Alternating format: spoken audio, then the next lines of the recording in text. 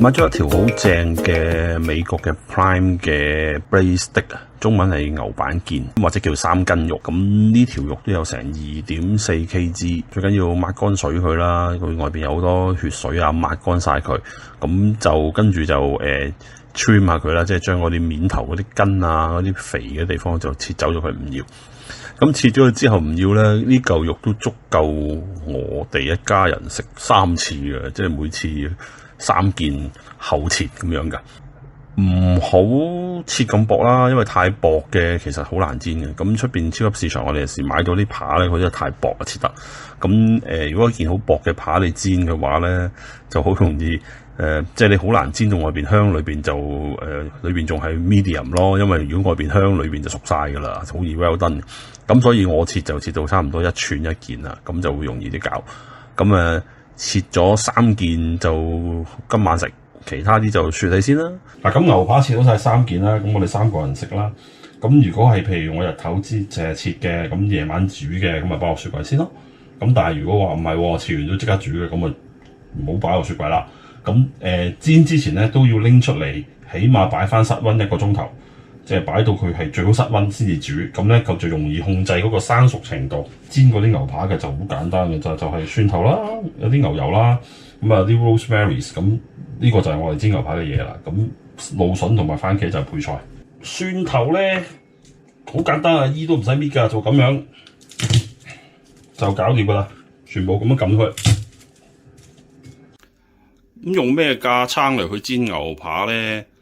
咁如果想做到好似有呢一個即係出邊嗰啲 grill 嗰啲效果咧，咁當然可以用一隻呢啲咁樣嘅生鐵鑊有坑紋嘅咁嚟去做啦。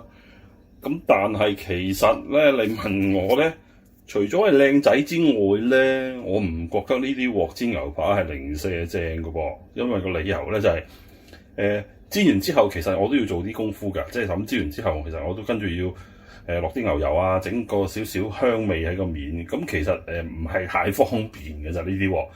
咁但係簡單啲用過呢啲咁嘅易潔鑊咧，其實係最簡單嘅，亦都一定煎到個扒係正嘅。咁所以咧睇下你想點啦。如果你想係實際嘅即係咁咧，我就會覺得用隻咁嘅易潔鑊搞掂㗎啦。咁當然啦，如果你話我要靚仔啲啊，我見個扒我望落個樣有啲格仔紋啦，咁你咪用下用呢隻鑊咯。咁我都有用過嘅，2隻鑊我都有用過嘅。咁但係我簡單啲啦，我用易潔鑊算啦。咁臨煎啲扒之前咧就好簡單啫，灑少少鹽，少少黑胡椒，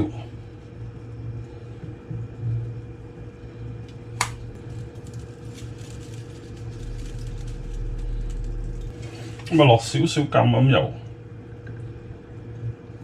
喺個面度，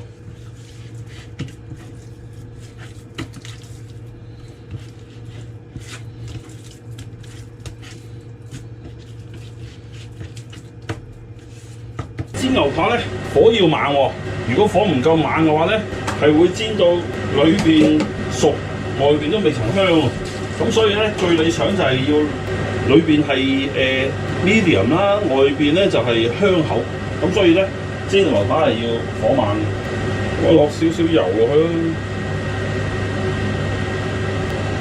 咁火夠猛咧，就可以將啲牛扒放落去啦。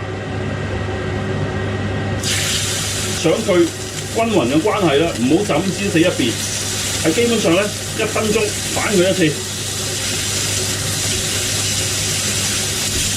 咁至於嚿牛扒究竟點樣先叫做係 medium medium rare 咧？有好多嘅各施各法嘅講法。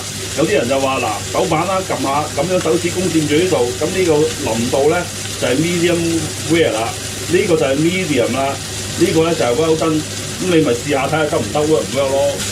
咁亦都有啲咧就會係揾個溫度計去度啲肉中心嘅溫度喎。咁大約係50度攝氏度咧，就 medium rare 噶啦。即係呢一類咁嘅溫度計咯。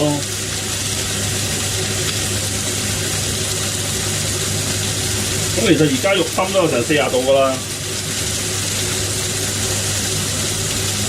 差唔多啊 medium rare 佢哋啊。咁煎到咁咧，再反一反，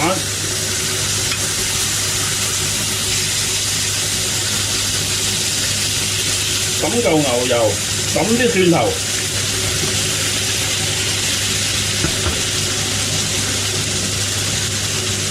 咁就揾啲 rosemary 咧，就撈啲蒜頭同牛油上面。